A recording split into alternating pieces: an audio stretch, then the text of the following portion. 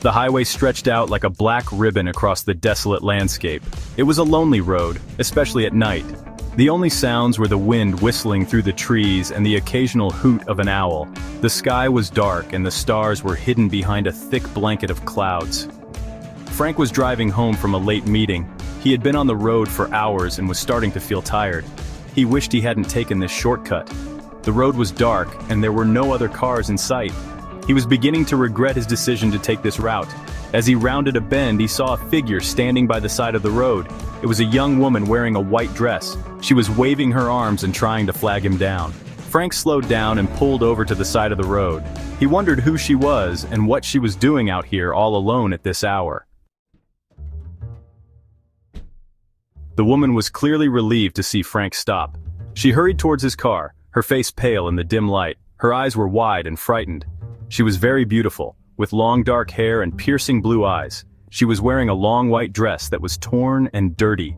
She looked like she had been through a lot. "Thank you for stopping," she said, her voice trembling. "Can you give me a ride to the next town? My car broke down a few miles back." "Sure, no problem," Frank replied, feeling a surge of sympathy for the young woman. He couldn't leave her stranded out here all alone. "Hop in." The woman smiled gratefully and got into the car. She closed the door and shivered, pulling her thin shawl tighter around her shoulders. She looked exhausted. As they drove along, Frank tried to make small talk with his passenger. He learned that her name was Sarah, and that she was on her way to visit her sick mother. She spoke very little, and her voice was barely a whisper, but there was something strange about her. Every time Frank looked at her, he felt a cold shiver run down his spine.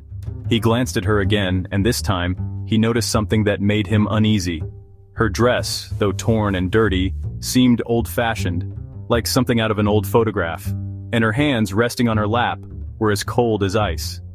Suddenly, Sarah gasped and pointed to the road ahead. "Look out!" she cried. Frank slammed on the brakes, narrowly avoiding a large animal that darted across the road. His heart pounding, he turned to Sarah, but she was gone. The passenger seat was empty.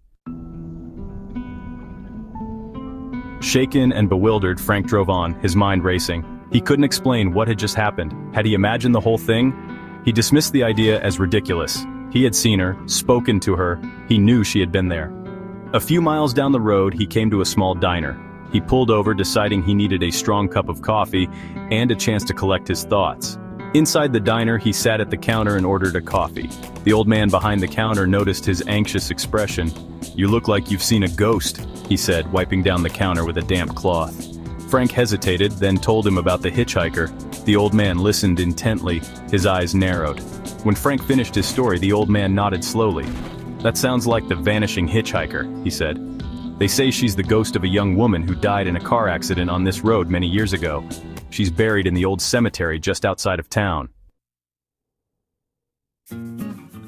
In the heart of a forgotten countryside, nestled amidst overgrown weeds and gnarled trees, stood an old farmhouse. It was a relic of a bygone era, a silent witness to the passage of time and the stories of those who once called it home. Its paint was peeling and its windows were boarded shut. The house seemed to whisper secrets of the past, its walls holding memories long forgotten. The once bright red paint was now a faded, dusty pink. The vibrant color had long since surrendered to the relentless march of time, leaving behind a muted, melancholic hue. The roof sagged in places and the porch steps creaked ominously. Each creak and groan of the old wood seemed to echo the house's age and weariness. It had stood empty for years, its silence only broken by the wind whistling through the gaps in the walls. The house seemed to breathe with the wind, a ghostly presence in the quiet countryside. A young family, the Sharmas, moved into the old farmhouse. They were filled with hope and dreams, ready to breathe new life into the old structure. They were excited about starting a new life in the countryside.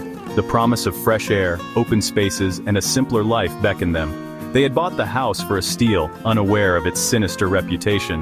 The locals spoke in hushed tones about the house's dark past, but the Sharmas were blissfully ignorant. The father, Mr. Sharma, was a writer, and he looked forward to the peace and quiet of the countryside.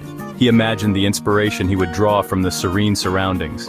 His wife, Mrs. Sharma, was a stay-at-home mom, eager to make the old house a home. She envisioned cozy rooms filled with warmth and love. They had 2 young children, a boy and a girl, who were thrilled at the prospect of exploring the surrounding woods. The vast, untamed wilderness was a playground waiting to be discovered. The family arrived late one afternoon, their car laden with boxes. The sun was setting, casting long shadows across the old farmhouse, giving it an almost ethereal glow. The children ran around excitedly, their laughter echoing through the empty rooms. Their joy was infectious, filling the house with a new energy. Mr. Sharma unloaded the car, while Mrs. Sharma started unpacking boxes. They were determined to settle in quickly and make the house their own. The house was dark and dusty, but the family was determined to make it their own. They rolled up their sleeves, ready to transform the old farmhouse into a warm and welcoming home. As the days turned into nights, the family began to notice strange things happening in the old farmhouse. At first, it was just small, unexplained noises. A floorboard creaking in the dead of night, the sound of footsteps in the hallway when everyone was asleep, the distant murmur of voices. Mrs. Sharma dismissed them as the sounds of an old house settling, but Mr. Sharma wasn't so sure. He couldn't shake off the feeling that they were being watched. One night, Mrs. Sharma was awakened by a cold draft. She sat up in bed and listened. There it was again, a soft tapping sound coming from the children's room. She got out of bed and went to investigate. The children were sound asleep in their beds. She checked the windows, but they were all closed. Puzzled, she went back to bed. As she lay down, she heard the tapping again, this time closer, as if it were right outside her bedroom door. The knocking started that night. It was a slow, deliberate knocking, 3 times in a row, then silence. It started at the front door and seemed to move around the house, knocking on different doors throughout the night. Mr. Sharma, armed with a flashlight, would rush from room to room, throwing open doors, searching for the source of the knocking. But there was never anyone there. One night, the knocking came from the attic door. Mr. Sharma had avoided the attic so far. It was dark and dusty, filled with cobwebs and forgotten belongings. He took a deep breath and slowly opened the attic door. The knocking stopped. He shone his flashlight into the darkness, but he couldn't see anything. "Hello?" he called out, his voice echoing in the silence. There was no answer, just the sound of his own breathing. He took a step closer, his heart pounding in his chest. And that's when he saw them, muddy footprints on the attic floor, as if someone had been walking around up there.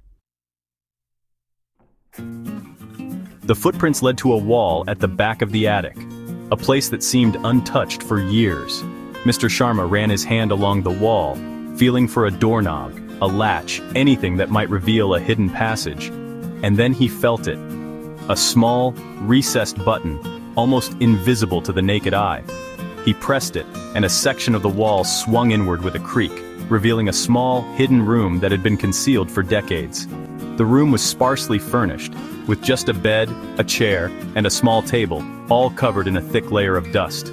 There was a musty smell in the air, as if the room hadn't been opened in years, the dust particles dancing in the dim light.